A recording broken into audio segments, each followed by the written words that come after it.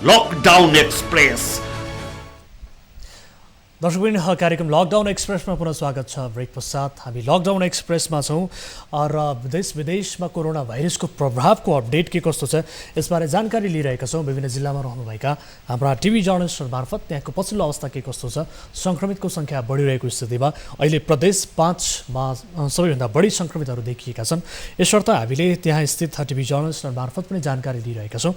विशेष गरेर बाँकी जिल्ला पछिल्लो समय कोरोना भाइरसको हटस्पट बनिरहेको छ। एपिसेन्टरको रूपमा बाँकी स्थित नरैनापुर देखिएको छ र हिजो भर्खरै मात्र थप 27 जना सङ्क्रमितहरू बाँकी स्थित नरैनापुरमा थपिएका छन् भने जसमा स्वास्थ्यकर्मी र सुरक्षाकर्मीहरू पनि रहेका छन्। यसरी हेर्ने हो भने दिन प्रतिदिन फ्रन्टलाइनमा बस्ने स्वास्थ्यकर्मी सुरक्षाकर्मीहरू पनि सुरक्षित बन्दै गएको स्थिति छ। सङ्क्रमित सञ्चारकर्मीहरूमा पनि केही सङ्क्रमण देखिएको स्थिति छ भने नरैनापुरमा कुल 27 जना सङ्क्रमितहरू हिजो भर्खरै मात्र थपिएको स्थिति छ।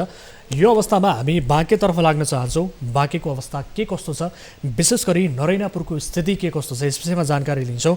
यस विषयमा जानकारी दिनका लागि यति बेला हामीसँग बाँके स्थित टिभी जर्नलिस्ट कृष्ण खनाल प्रत्यक्ष सम्पर्कमा जोडिने क्रममा हुनुहुन्छ। उहाँसँग हामी त्यहाँको पछिल्लो स्थिति के कस्तो छ, विशेष गरेर सङ्क्रमितहरू बढ्दै जाँदा अहिले उच्च सतर्कताका लागि के कस्तो किसिमको उपायहरू अवलम्बन गरिएको छ, त्यहाँ त्रास के कस्तो छ, यसअघि नरैनापुरका गाउँपालिकाका अध्यक्षले समेत स्वयं यो नियन्त्रण बाहिर गइसकेको स्थिति रहेका हुनाले यसलाई रोक्नका लागि निकै कठिन स्थिति चुनौती छ भन्ने किसिमको प्रतिक्रिया दिनुभएको थियो र उहाँले पनि यसलाई रोक्नका लागि अत्यन्त ठुलो चुनौती देखिएको स्थितिबाट हामी यति बेला गुज्रिरहेका छौँ भन्ने किसिमको प्रतिक्रिया दिनुभएको थियो।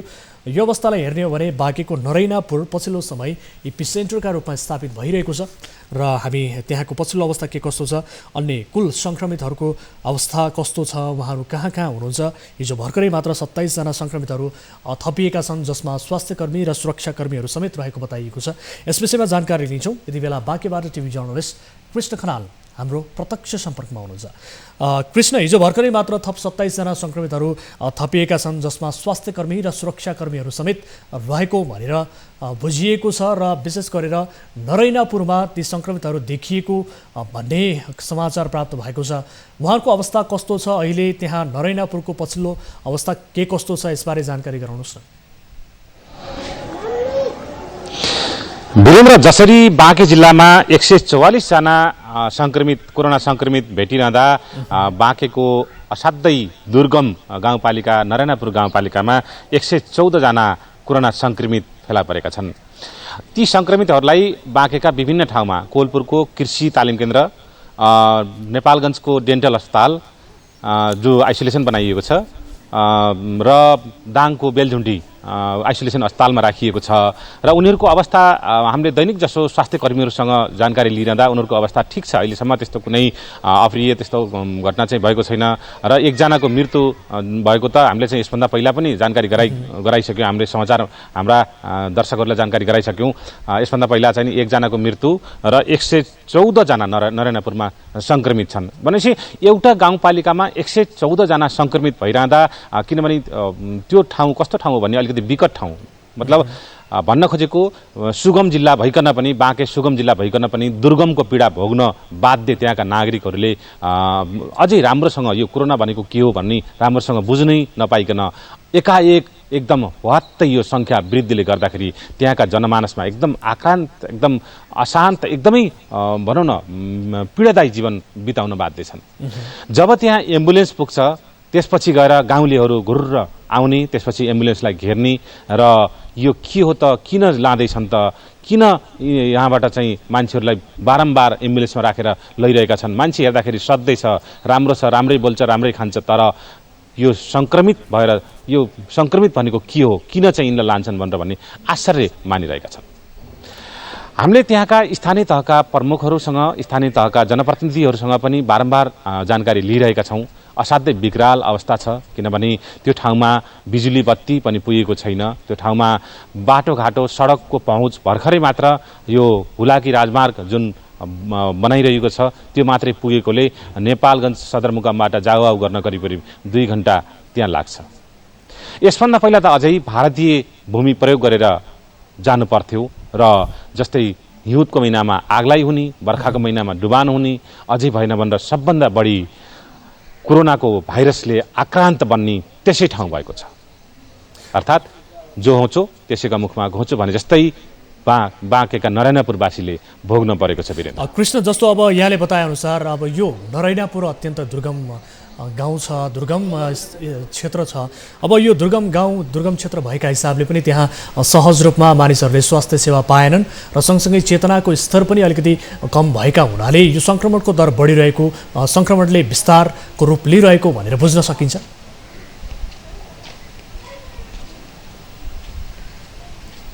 वीरेन्द्र, जसरी गर्मी बढिरहेको छ, तापक्रम बढ्दो क्रममा छ, किनभने एक त नेपालकै सबभन्दा बढी गर्मी हुने ठाउँ भनेकै नेपालगञ्ज हो। यो जेठको टन्टलापुर घाममा, यो जेठको गर्मीमा त्यहाँका जनताहरूलाई बिजुली बत्ती छैन, न्यूनतम एउटा जनताले पाउनुपर्ने आधारभूतको व्यवस्था समेत चाहिँ नभएको, खालि एउटा भोट ब्याङ्क मात्रै को रूपमा मात्रै प्रयोग गरिएको छ त्यहाँका जनतालाई। यसभन्दा पहिला बहुदल 46 साल पछिको बहुदल पछिको स्थानीय निकायको निर्वाचनमा गाडिएका बिजुलीका खम्बाहरू अहिले चरा बस्ने मात्रै भएका छन्। अहिलेसम्म बिजुलीका पोल त छन् तर बिजुली पुग्न सकेको छैन। गतिलो खानेपानीको व्यवस्था भएको छैन, सडक र नालीको व्यवस्था हुन सकेको छैन। किनभने वास्तवमा भन्ने हो भने भोट ब्याङ्क मात्रै बनाएका छन् त्यहाँ राजनीतिक दलका विभिन्न दलहरूले, विभिन्न नेताहरूले। त्यहाँका जनता अशिक्षित छन्, पूर्ण रूपमा शिक्षित हुन सकेका छैनन्। त्यसले गर्दाखेरि पनि त्यहाँका जनताले निकै दुःखदायी जीवन बिताउनु परेको छ। अझै भएन भनेर कोरोना पनि त्यहीँका जनतालाई बढी कोरोनाले चापिरहेको छ। टोयलेट बाथरुमको राम्रो व्यवस्था छैन र खानेपानीको उचित व्यवस्था छैन र पढाइ र स्कुलको पनि राम्रो जसरी चाहिँ न्यूनतम पूर्वाधार हुनुपर्ने हो त्यो व्यवस्था पनि नभएकै कारणले त्यहाँको जनमानसमा अशिक्षाले चाहिँ घेरेको हो। किनभने थुप्रै राजनीतिक दलहरूले आफ्ना जनप्रतिनिधिहरू मार्फत सरकारमा गए, मन्त्री समेत भए त्यसै क्षेत्रका मानिसहरू, त्यसै क्षेत्रका राजनीतिक दलका मानिसहरू। तर त्यहाँका जनमानसहरूले जुन न्यूनतम एउटा नागरिकले पाउनुपर्ने अधिकार हो त्यसबाट पनि वञ्चित हुन पुगेको छ। र पछिल्लो समय जुन क्वारेन्टाइनमा चाहिँ बसेका छन्, क्वारेन्टाइनमा बसेकाहरू पनि आक्रान्त छन्, अतालिएका छन् र उनीहरूलाई पनि कतिखेर फेरि यो कोरोना भाइरसले छुनी हो र यहाँबाट लगेर अन्यत्र कतै राख्ने हो भनेर भन्ने त्रास छ। प्रायःजसो आफ्नै माहौलमा, आफ्नै समाजमा हुर्किए बढेका त्यहाँका मानिसहरू, जस्तै यहाँबाट दाङ पुर्याउँदा अथवा कोहलपुर पुर्याउँदा उनीहरूलाई पक्कै पनि असजिलो त पक्कै पनि भएको होला सामाजिक हिसाबले। तर यता स्वास्थ्य कर्मीहरूको अनुसार उनीहरूलाई राम्रो उचित व्यवस्थापन गरिएको छ र आइसोलेसनमा जुन राख्नुपर्ने, जुन मापदण्ड पुरा गर्नुपर्ने त्यो पुरा गरेर राखिएको छ भन्ने हामीले जानकारी पाएका छौँ। वीरेन्द्र कृष्ण, जस्तो यसअघि पनि अब त्यहाँका जनप्रतिनिधि, नरायणपुरका गाउँपालिकाका अध्यक्ष, विशेष गरेर अध्यक्ष स्वयंले अब यो नियन्त्रण बाहिर गयो, यसरी सङ्क्रमणको दर फैलिँदै गर्दा हामी यसलाई रोक्न सक्ने क्षमतामा छैनौँ भन्ने किसिमको प्रतिक्रिया दिनुभएको थियो। अब यो अवस्थामा त्यहाँ गाउँपालिकाले नगरपालिकासँग होस् अथवा प्रदेश सरकारसँग होस् अथवा सङ्घीय सरकारसँग गर्ने समन्वयको अवस्था कस्तो छ? अब यसलाई नियन्त्रण गर्नका लागि उहाँहरूले गरिरहेको समन्वय, पहल कदमीहरू कस्तो छ, विशेष गरेर गाउँपालिकाका जनप्रतिनिधिहरूले?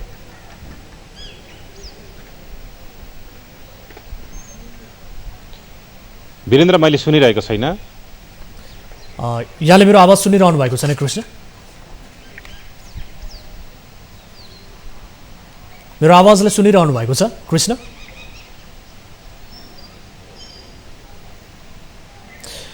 दर्शक यति बेला टिभी जर्नलिस्ट कृष्ण खनाल बाँकेबाट हामीसँग प्रत्यक्ष जोडिनु भएको थियो। उहाँले मेरो आवाजलाई सुन्न सक्नु भएको छैन। यद्यपि पुनः उहाँसँग हामी फेरि जोडिने कोसिसमा छौँ, किनभने अत्यन्त संवेदनशील विषय छ जो बाँकेको नरैनापुर गाउँपालिका छ।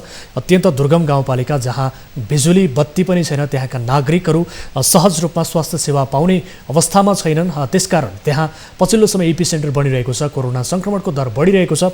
अहिलेसम्म गाउँपालिकाका 114 जना व्यक्तिहरू यसको सङ्क्रमणमा परिसकेको स्थिति छ र यो दर अझ बढ्ने स्थितिमा छ। यसबारे जानकारी लिने कोसिसमा छौँ। यति बेला कृष्ण खनाल टिभी जर्नलिस्ट पुनः जोडिनु भएको छ। कृष्ण, जस्तो यसअघि पनि गाउँपालिका अध्यक्षले अब यसरी सङ्क्रमणको दर गाउँपालिकामा बढिरहँदा, मानिसहरूमा सङ्क्रमणको दर फैलिरहँदा अब यसलाई हामी नियन्त्रण गर्ने क्षमतामा छैनौँ, यसलाई अत्यन्त ठुलो चुनौती देखिएको छ, यसलाई हामी रोक्न सक्दैनौँ, नियन्त्रण गर्न सक्दैनौँ भन्ने प्रतिक्रिया दिनुभएको थियो। अब यो अवस्थामा उहाँले प्रदेश सरकार, सङ्घीय सरकार अथवा अन्य स्थानीय नगरपालिकाहरूसँग गरिरहेको समन्वयको अवस्था कस्तो छ, यसलाई रोक्नका लागि उहाँले गरिरहेको पहल कदमीहरू कस्तो पाउनु भएको छ यहाँले?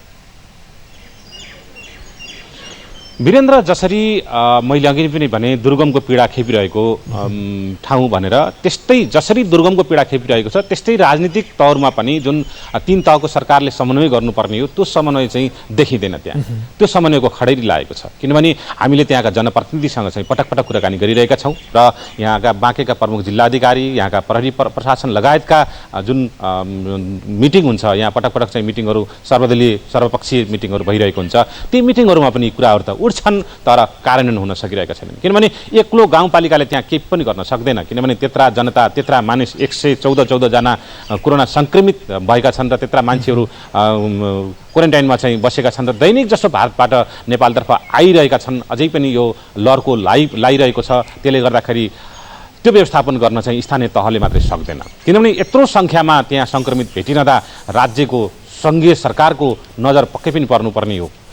यहाँ त के देखिएको छ भने सङ्घीय सरकारले एक खालको अपहेलना गरे जस्तो देखिएको भन्ने त्यहाँका जनप्रतिनिधिहरूले आरोप लगाउँछन् र सरसर्ती देख्दा त्यस्तो पनि देखिएको छ। किनभने जुन ठाउँमा चाहिँ क्वारेन्टाइन राखिएको छ, जुन ठाउँमा आइसोलेसन राख्ने भनेर भनियो, त्यो आइसोलेसन राख्ने ठाउँमा बनाउने ठाउँमा न्यूनतम एउटा बत्तीको, बिजुली बत्तीको पनि व्यवस्था थिएन, चर्पीको व्यवस्था थिएन, राम्रो चर्पीको व्यवस्था थिएन, त्यहाँ तपाईँको चाहिँ खानेपानीको राम्रो खानेपानी उचित व्यवस्था थिएन। त्यस्तो ठाउँमा चाहिँ आइसोलेसन राख्ने भनेर सुरु गर्न लागिसकेका थिए, तर पछि न्यूनतम पूर्वाधार चाहिँ नभएको भएर स्वास्थ्य कर्मीहरूले त्यहाँ नमानिसकेपछि ती मानिसहरूलाई नेपालगञ्ज र कोहलपुर लगेर राखिएको थियो। भनेपछि जसरी लिनुपर्ने हो, जुन मापदण्ड छ, एउटा क्वारेन्टाइनको पनि जुन मापदण्ड छ त्यो मापदण्ड पनि पुरा भएको छैन, 1% पनि पुरा भएको छैन। जसरी त्यो मापदण्ड चाहिँ मिड गर्नुपर्ने हुन्छ, जुन नीति नियम बनाइएको छ, बुनागत रूपमा चाहिँ नीति बनाइएको छ, ती नीति नियममा कुनैमा पनि मेच खाँदैन। त्यसले गर्दाखेरि पनि त्यहाँ सङ्क्रमितको सङ्ख्या अझै पनि नबढ्ला भन्न सकिन्न, किनभने मान्छे दैनिक जसो भारतबाट प्रवेश गरिरहेका छन्, भारतबाट नेपालतर्फ आइरहेका छन्, लिगल नाकाबाट पनि आइरहेका छन्, इलिगल नाकाबाट पनि आइरहेका छन्। त्यसले गर्दाखेरि पनि सङ्क्रमितको सङ्ख्या नबढ्ला भन्न सकिन्न र समन्वयको असाध्यै खाँचो छ। प्रदेश सरकारको र स्थानीय सरकार र सङ्घीय सरकारको तीनै सरकारको समन्वय चाहिँ यदि भएन भने यो बाँके असाध्यै विकराल अवस्था झेल्न पर्नेछ बाँकेले भन्ने यहाँका आम नागरिकको सोचाइ, भनाइ र बुझाइ छ। वीरेन्द्र, जस्तो कृष्ण, अब 114 जना सङ्क्रमितहरू एउटै गाउँपालिकामा देखिरहँदा, यसरी सङ्क्रमणको दर बढिरहँदा विशेष गरेर उनीहरूको सङ्क्रमितहरूको रेखदेख गर्नका लागि र यसको सम्भावित जोखिमलाई नियन्त्रण गर्नका लागि प्रदेश सरकार, सङ्घीय सरकारले थप स्वास्थ्य जनशक्ति टोली परिचालन गरेको स्थिति छैन, थप स्वास्थ्य कर्मीहरू परिचालन गरेको स्थिति छैन। ती कोरोना सङ्क्रमितहरूको रेखदेख कसरी भइरहेको छ, उनीहरूको हेरचाह कसरी भइरहेको छ? आजभन्दा 3-4 दिन पहिला मात्र जनस्वास्थ्य विभागले जुन 10 जनाको टोली प्रदेश नम्बर 5 लाई पठाउने भनेर भनेको छ, त्यो टोली आइपुगे पनि त्यो ठाउँमा अझै पुग्न सकेको छैन, किनभने 10 जनाले मात्र त्यहाँ केही हुनेवालै छैन। हामीले त्यहाँका स्वास्थ्य कर्मी जहाँ खटिएका छन्, त्यहाँ जुन सेवामा निरन्तर बहादुर एकदम निरन्तर रूपमा लागिरहेका छन्, ती स्वास्थ्य कर्मीहरूसँग पनि हामीले सोधेका छौँ र के छ तपाईँहरूको अवस्था, तपाईँहरूले कसरी सेवा दिइराख्नु भएको छ, कसरी बस्नु भएको छ, कस्तो ठाउँमा बस्नु भएको छ, खानपानको अवस्था के छ, कम्तीमा तपाईँहरू चाहिँ सही सलामत सुरक्षित रहनुभयो भने मात्रै चाहिँ उपचार दिन सक्नुहुन्छ, होइन भने तपाईँहरू नै पछि चाहिँ बिरामी हुनुभयो भने कसरी उपचार दिन सक्नुहोला भनेर पनि हामीले पटक पटक सोधिरहेका छौँ। र उनीहरूको भनाइ पनि के छ भने न्यूनतम एउटा पिपी दिएर र अनि चाहिँ सामान्य खालको चाहिँ सेवा दिएर चाहिँ हामीले काममा क्वालिटी दिन सक्दैनौँ। काम त गरिरहेका छौँ, तर जुन क्वालिटी दिनुपर्ने हो त्यो क्वालिटी चाहिँ हामीबाट आउन सक्दैन भनेर भन्ने पनि छ। कतै न कतै यो 3 तहको सरकार त आयो, तर यो 3 तहको सरकारको समन्वय नभएको र सङ्घीय सरकारले स्थानीय तहका सरकारहरूलाई राम्रोसँग नहेरेको र राम्रोसँग समन्वय नगरेको भन्ने जनताको आरोप छ। र त्यहाँका बुद्धिजीवी, त्यहाँका नागरिक अगुवाहरूको पनि यही नै भनाइ छ। हामीले पटक पटक उहाँहरूसँग पनि सम्पर्क गरेर उहाँको त्यस क्षेत्रको, त्यस स्थानको अवस्था के छ भनेर भन्ने हामीले पटक पटक जानकारी लिँदा त्यही खालका आवाजहरू आइरहेका छन्। यसको अर्थ अब विशेष गरेर स्वास्थ्य कर्मीको टोली त्यहाँ पुग्न त पुगेको छ, तर त्यो स्वास्थ्य कर्मीको टोली जो सङ्क्रमित बढी देखिएको गाउँपालिका हो नरैनापुरसम्म पुग्न सकेका छैनन्। उनीहरू आफै पनि असुरक्षित महसुस गरेर एउटा चुनौती देखेर चाहिँ त्यहाँ पुग्न सकेका छैनन्, होइन त? पक्कै पनि त्यही सोचौँ, किनभने हामीले चाहिँ हिजो पनि कुराकानी गरेका थियौँ, यहाँ सोधेका थियौँ। अब त्यहाँ पुग्दैछ, चाँडै नै चाहिँ गर्दैछ त्यहाँ भनौँ न भन्ने चाहिँ कुरा थियो। किनभने अब त्यो उपकरणहरू राख्न पनि न्यूनतम बिजुली लगायतका चाहिँ कुराहरू चाहिँ चाहिन्छ। त्यो बिजुली छैन, जेनेरेटरले कहिलेसम्म धान्ने हो, कति धान्ने हो। अब त्यो कन्ट्याक्ट ट्रेसिङको आधारमा चाहिँ कति सङ्ख्यामा चाहिँ त्यहाँ स्वास्थ्य कर्मीहरू चाहिने हुन्। जसरी दैनिक जसो सयौँको सङ्ख्यामा मान्छेहरू चाहिँ भित्रिरहेका छन्, ती मान्छेहरूलाई चाहिँ तिनको स्वास्थ्य परीक्षण गर्नका निम्ति कति जनसङ्ख्या, कति स्वास्थ्य कर्मीहरूको सङ्ख्या चाहिने भनेर भन्ने पनि अझै चाहिँ केही हुन सकिरहेको छैन। त्यसले गर्दाखेरि एक खालको चाहिँ राम भरोसे भन्छन् नि, त्यस्तै खालको चाहिँ भएको छ। जसरी जति सङ्ख्यामा चाहिँ गएका छन् त्यो न्यून सङ्ख्यामा चाहिँ स्वास्थ्य कर्मीहरू गएका छन्। उनीहरूले जति सकेका छन् त्यति नै गरेका छन् भने जुन उल्लेख्य रूपमा, जुन प्रभावकारी रूपमा काम अगाडि बढ्नुपर्ने हो त्यसरी चाहिँ अगाडि बढ्न सकेको छैन वीरेन्द्र। जस्तो अब विशेष गरेर भारतका सिमानाकाबाट मानिसहरू अझै पनि आउने क्रम जारी रहँदा नरैना गाउँपालिकाका जनप्रतिनिधिहरूले पनि स्वयं बताएअनुसार त्यहाँ क्वारेन्टाइन सञ्चालनका लागि पनि समस्या भएको, थप चुनौती देखिएको भनेर बताउनु भएको छ। यसबारे थप जानकारी गराउनुहोस्। उहाँहरूले कस्तो किसिमको प्रतिक्रिया दिइरहनु भएको छ, अहिले आइरहेका व्यक्तिहरूलाई कसरी व्यवस्थापन गरिरहनु भएको छ, यो चुनौतीका बावजुद पनि उहाँहरूले गरिरहेको प्रयास कस्तो छ? पक्कै पनि वीरेन्द्र हो, दैनिक जसो भारतबाट नेपालतर्फ मान्छेहरू आइरहेका छन्। किनभने अस्ति मात्रै, आजभन्दा एक साता अगाडि मात्रै भारतले जुन रेल सेवा सुचारू गर्यो, त्यसले गर्दाखेरि चाहिँ मान्छेहरू एकदमै घुइँचो लागेर नेपालबाट भारततर्फ जाने र भारतबाट नेपालतर्फ आउने धन्नै दोब्बरको सङ्ख्यामा, जसरी हामीले पनि यो दृश्यमा चाहिँ देखाइरहेका अथवा प्रत्यक्ष प्रसारण मार्फत हाम्रा दर्शकलाई चाहिँ जानकारी गराइरहेको अवस्था पनि हो। र जुन एकदमै लहरको लागेर चाहिँ आइरहेका छन् तिनको व्यवस्थापनमा चाहिँ एकदमै चुनौती थपिएको छ। किनभने त्यस्ता खालका भवन छैनन् जो भवनमा क्वारेन्टाइन बनाएर राख्न सकियोस्। भएका विद्यालयहरू प्रयोग गरिएका छन् र स्वास्थ्य कार्यालयहरू प्रयोग गरिएका छन्। बाँकी आम नागरिकका, जनताका चाहिँ घर बाहेक अरू त्यस्ता कुनै बिल्डिङ चाहिँ नभएकाले पनि उनीहरूलाई एउटा चुनौती थपिएको छ। कहाँ ल्याएर राख्नेहरूलाई अब कसरी चाहिँ व्यवस्थापन गर्ने होला भनेर एक खालको अत्तालिएको जस्तो अवस्था छ जनप्रतिनिधिको। किनभने जनप्रतिनिधिसँग पनि हामीले बारम्बार कुराकानी चाहिँ गरिरहेको अवस्था हो। अब उनीहरूले त केसम्म भन्छन् भने अब के गर्ने, मर्नेभन्दा अर्को विकल्प रहेन। किनभने मलाई सङ्घीय सरकारले अथवा प्रदेश सरकारले हामीलाई सहयोग गरेन भनेर भन्ने आरोप पनि लगाइरहेका छन्। दिनरात खटिरहेका छन्, खाना नखाएको कति दिन भइसक्यो पनि हामीसँग चाहिँ गुनासो गर्छन्। धेरै दिन भइसक्यो राम्रोसँग खाना खान नपाएको, धेरै दिन भइसक्यो राम्रोसँग सुत्न नपाएको, राति कतै भागेर जाने हुन् कि जस्तो अस्ति 13 जनामा देखियो, 13 जना रातोरात भागे। प्रहरी करिब 300 जनाको प्रहरीको सङ्ख्या लगाएर उनीहरूलाई खोज्न लगाइयो र बोर्डरको छेउछाउमा कोही रुखमा चढेर बसेका थिए, कोही काल्नामा बसेका थिए, कोही नालीमा लुकेर बसेका थिए। त्यसरी उनीहरूलाई समातेर लिएर आएर फेरि सङ्क्रमितहरूलाई लगेर आइसोलेसनमा राख्नु पर्यो। त्यस्तो अवस्था पनि छ। त्यसले गर्दाखेरि पनि जनप्रतिनिधिको मात्र दायित्व होइन, यो सबैको दायित्व हो। र सङ्घीय सरकारले, प्रदेश सरकारले अलिकति जुन खालको चाहिँ हेरिदिनु पर्ने हो, जुन खालको व्यवस्थापन गरिदिनु पर्ने हो, त्यो व्यवस्थापन नगरिदिनाले पनि स्थानीय सरकारले मात्रै त्यो भिडलाई र त्यो सङ्क्रमितको सङ्ख्यालाई न्यून गर्न सक्ला भन्ने हामीलाई लाग्दैन।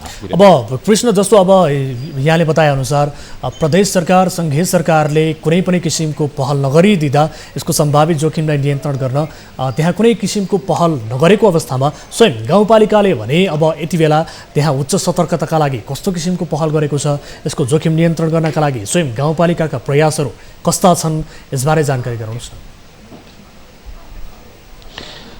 त्यहाँ खास गरी के गरिएको छ भने नेपाल प्रहरी, सशस्त्र प्रहरी लगायतको टोलीलाई हटाइएको छ सुरक्षाका निम्ति। किनभने जुन क्वारेन्टाइनमा राखिएको छ, जसरी क्वारेन्टाइनमा राखिएको छ त्यो क्वारेन्टाइनमा न बााउन्ड्री वाल पनि नभएको खुल्ला ठाउँ भएका कारणले पनि कतै राति भाग्छन् कि भन्ने पनि ठुलो डर छ। किनभने बाइ द वे सङ्क्रमित भएका मान्छेहरू भागेर आफ्नो गाउँतर्फ गयो भने, आफ्नो परिवारसँग चाहिँ भेट्न गयो भने त्यो सङ्क्रमितको सङ्ख्या चाहिँ अझै दुगुना तिगुना चाहिँ हुने डरले पनि त्यहाँ एक खालको युवाहरूको चाहिँ टोली बनाएर रातभरि एक खालको चाहिँ चौकीदारी जस्तो चाहिँ गर्ने, उनीहरूको निगरानी गर्ने पनि गरिएको छ। र प्रहरी परिचालन अब भनौँ न, एक त नेपालमा प्रहरीको सङ्ख्या न्यून छ र पनि अधिकतम उनीहरूले चाहिँ खटिएर चाहिँ काम गरिरहेका छन्।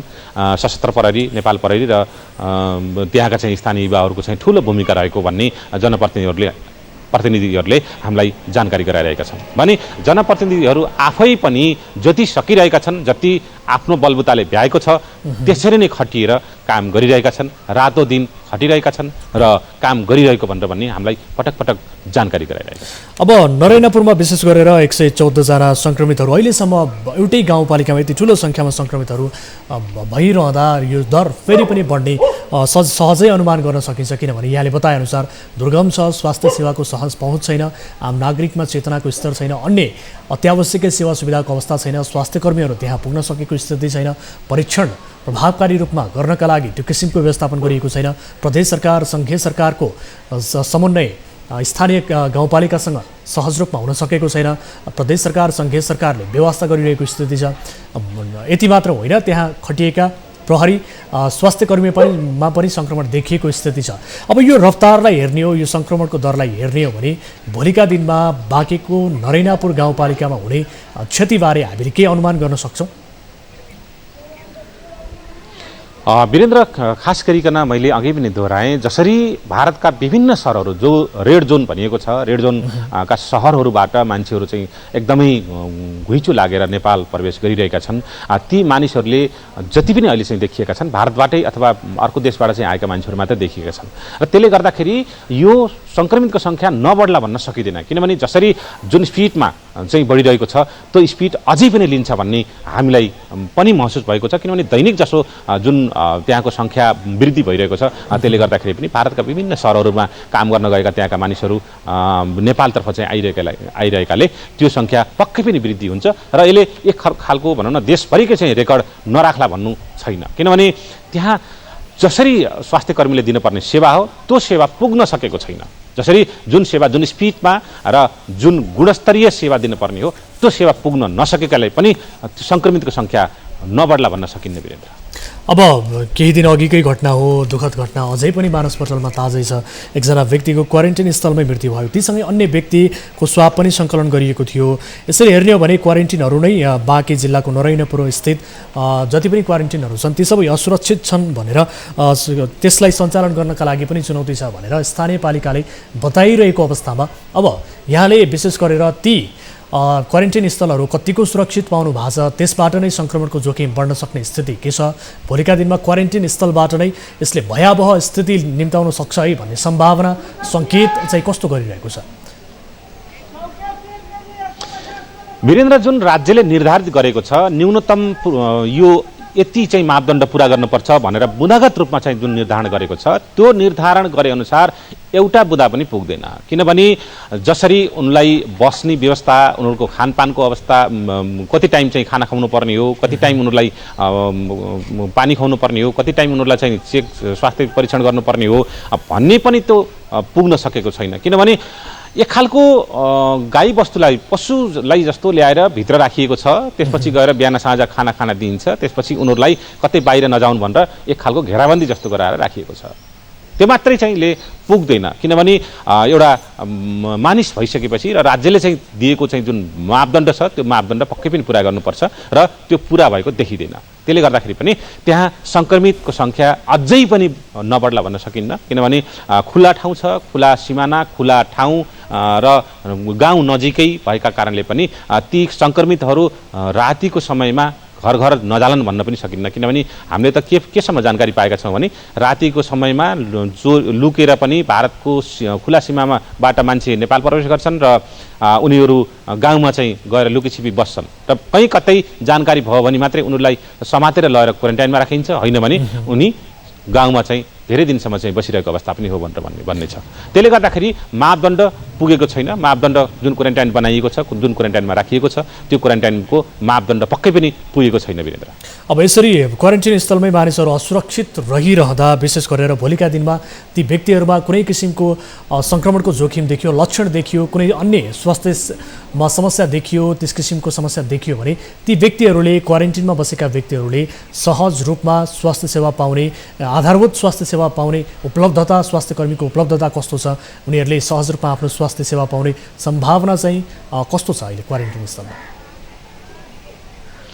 वीरेन्द्र, जसरी जुन सङ्ख्यामा स्वास्थ्यकर्मी त्यहाँ पुग्न पर्ने हो, स्वास्थ्यकर्मीले जुन स्तरको सेवा दिनुपर्ने हो त्यो स्तरको सेवा दिन सकिरहेका छैनन्। किनभने सङ्ख्यात्मक हिसाबले पनि स्वास्थ्यकर्मीहरू त्यहाँ जम्मी त्यहाँका स्थानीय स्वास्थ्यकर्मीहरू चाहिँ जम्मा 20 जना मात्रै स्वास्थ्यकर्मीहरू छन् भनेर भन्ने हामीले जानकारी पाएका छौँ। र त्यसले गर्दाखेरि विशेषज्ञ को टोली पनि बेला बेला मात्रै जाने र अरू बेला चाहिँ त्यहाँका स्थानीयहरूले मात्रै चाहिँ हेर्ने भन्ने हामीले जानकारी पाएका छौँ। र त्यसले गर्दा जुन सङ्ख्यामा बढेको छ, जुन सङ्ख्यामा सङ्क्रमितहरू चाहिँ बढेका छन् त्यो हिसाबले स्वास्थ्यकर्मीको सङ्ख्या पनि एकदमै न्यून छ। स्वास्थ्यकर्मीहरूले चाहिँ न्यून भएका कारणले पनि उनीहरूले क्वालिटी दिन सक्दैनन्। जुन व्यवस्थापकीय पक्ष छ त्यो व्यवस्थापकीय पक्ष पनि फितलो छ। किनभने त्यो गर्नुपर्ने राज्यले चाहिँ नगरिदिँदा, राज्यको पहुँच नपुग्दा त्यहाँका जनताले, त्यहाँका आम नागरिकले दुःख पाइरहेका छन्। जसरी एकजनाले मृत्युवरण गर्नु पर्यो, राति 3:30 बजे पेट दुख्यो, त्यसपछि वाकवाकी लाग्यो र 4 बजेतिर एम्बुलेन्स बोलाइयो, एम्बुलेन्स टाढा थियो र टाढाबाट एम्बुलेन्स चाहिँ आउँदै त्यहाँ पुग्दै उनले मृत्युवरण गर्न पर्यो। यदि समयमा उनले स्वास्थ्य उपचार पाएका हुन्थे भने उनी बच्न पनि सक्थे। किनभने यसर्थ अब मृत्यु भएर पनि मानिसको मृत्यु भइसके पश्चात पनि त्यहाँ कुनै किसिमको गाम्भीर्यता थप अपनाइएको छैन, संवेदनशील भएको छैन। हो वीरेन्द्र, हो। किनभने मान्छेको मृत्यु यति सहजै भयो, यति सजिलै चाहिँ मृत्यु भयो, त्यसले गर्दाखेरि पनि मान्छेले अझै पनि चेत आएको छैन। किनभने जहिले पनि जताबाट पनि चाहिँ घुमाउँदा, जताबाट पनि कुरा गर्दाखेरि चाहिँ के छ भने सङ्घीय सरकारले स्थानीय तहको सरकारलाई सहयोग गरेको छैन र उसले खालि नारा मात्रै लगाउने, योजना मात्रै गर्ने र त्यसलाई कार्यान्वयन चाहिँ नगरेको भनेर भन्ने ठुलो आरोप छ स्थानीय तह। वीरेन्द्र, हुन्छ, जानकारीका लागि धन्यवाद। तपाईँसँग हामी पछि अपडेट फेरि पनि लिनेछौँ कृष्ण। यो जानकारीका लागि तपाईँलाई धन्यवाद। दर्शकले यति बेला टिभी जर्नलिस्ट कृष्ण खनाल हामीसँग बाँकेबाट प्रत्यक्ष जोडिनु भएको थियो। विशेष गरेर अहिले बाँके स्थित नरैनापुर गाउँपालिका एपिसेन्टरको रूपमा स्थापित भइसकेको छ। किनभने बाँके जिल्लामा कुल 144 सङ्क्रमित मध्ये एउटै गाउँपालिकामा, नरैनापुर गाउँपालिकामा मात्रै 114 जना सङ्क्रमितहरू फेला परेका छन्। यसरी हेर्ने हो भने सङ्क्रमणको दर बढ्दो छ। एउटै गाउँपालिकामा यो तथ्याङ्कमा सङ्क्रमितहरू फेला पर्नु भनेको यो अत्यन्त संवेदनशील विषय हो। यसरी सङ्क्रमितहरू बढिरहेका छन्। नरैनापुर गाउँपालिका आफैमा बाँकेको दुर्गम गाउँपालिका, जहाँ आधारभूत रूपमा सहज रूपमा मानिसहरूले स्वास्थ्य सेवा पाउने स्थिति छैन। यो यसअघिको घटनाले पनि प्रश्न पारेको छ। जो क्वारेन्टाइन स्थलमा एकजना व्यक्तिको मृत्यु भयो, यसले प्रश्न पार्छ त्यहाँको स्वास्थ्य अवस्था, मानिसले सहज रूपमा आधारभूत स्वास्थ्य सेवा पाउने अवस्था के कस्तो छ, त्यहाँ यसको पहुँचका लागि आम नागरिकहरूले कस्तो किसिमको अवस्थालाई बेहोरिरहेका छन् भन्ने किसिमको प्रश्न हुन्छ। यसर्थ यसरी हामी हेर्ने हो भने बाँके स्थित नरैनापुर गाउँपालिका अति संवेदनशील बनेको छ। यो राज्यकै लागि सबैभन्दा गम्भीर विषय हो, गम्भीर हुन जरुरी छ।